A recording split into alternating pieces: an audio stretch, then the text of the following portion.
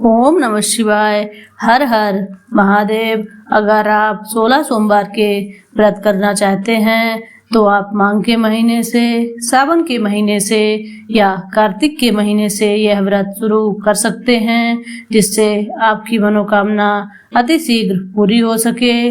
किसी भी विशेष फल की प्राप्ति के लिए 16 सोमवार के व्रत किए जाते हैं। इस दिन भगवान शंकर और माता पार्वती का पूजन किया जाता है। 16 सोमवार के व्रत काफी कठिन माने जाते हैं। इस व्रत में नमक का सेवन बिल्कुल भी नहीं किया जाता और एक समय प्रसाद ग्रहण करना होता है। प्रसाद ग्रहण करने के भी कुछ नियम होते हैं जो हम आगे आपको वीडियो में बताएंगे।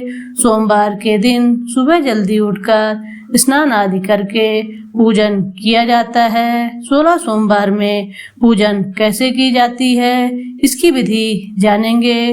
16 सोमवार में मिट्टी के शिवलिंग का पूजन सबसे ज्यादा फलदायी माना जाता है, तो आप अपने घर के किसी गमले से या अन्य किसी साफ स्थान से मिट्टी लेकर उस मिट्टी का पार्थिव शिवलिंग बनाकर पूजन कर सकते हैं। एक चौकी पर सफेद कपड़ा बिछाकर फूल का आसन भगवान शिव के लिए देंगे। फिर भगवान शिव परिवार की फोटो या चित्र विराजमान करेंगे और आपने जो पार्थिव शिवलिंग बनाया है उसे भी आप अपनी सुविधा के अनुसार पूजा स्थान पर रखेंगे। फिर दीपक जलाएंगे। गंगा जल का फूल या कुशा से छींटा देकर पूजा स्थान को शुद्ध करेंगे। भगवान गणेश को रोली का टीका लगाएंगे। शंकर भगवान को चंदन का टीका लगाएंगे, क्योंकि शंकर भगवान को रोली नहीं लगाते। फिर माता पार्वती को रोली का टीका लगाएंगे। दीपक को टीका करेंगे। फूल दीप अर्पित करेंगे। धूप भी अर्पित करेंगे।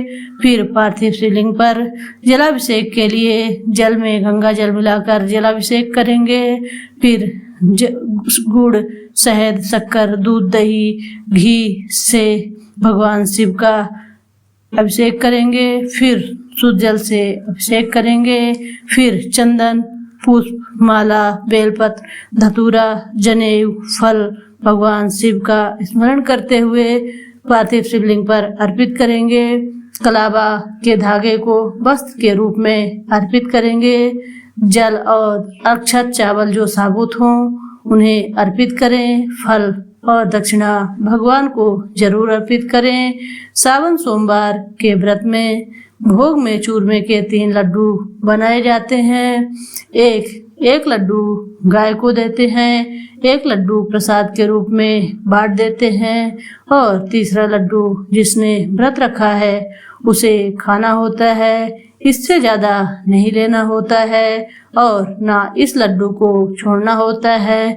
16 सोमवार की कथा सुनने के लिए दाएं हाथ में अक्षत, चावल और फूल लेंगे और कथा सुनने के बाद भगवान शिव को अर्पित करेंगे। कथा आप किताब अगर आपके पास हो तो आप सुन सकते हैं, नहीं तो मेरे चैनल पर व्रत कथा है। फिर आरती करें। कथा के बाद पूजा में हुई भूल या गलती के लिए क्षमा मांगेंगे। पूजा के लिए आपने जो शिवलिंग बनाया था उसे दूसरे दिन सुबह किसी गमले या किसी नदी तालाब में विसर्जित करेंगे। कोशिश करें कि किसी गमले पर ही विसर्जित करें। यह विधि सुनने के लिए आपका बहुत बहुत धन्यवाद। अगर आपको मेरी दी गई जानकारी अच्छी लगी हो तो कृपया मेरे चैनल को सब्सक्राइब करें, लाइक करें और इस कथा को अपने प्रियजनों तक शेयर करें। सुनने के लिए आपका बहुत बहुत धन्यवाद। बहुत बहुत आभार।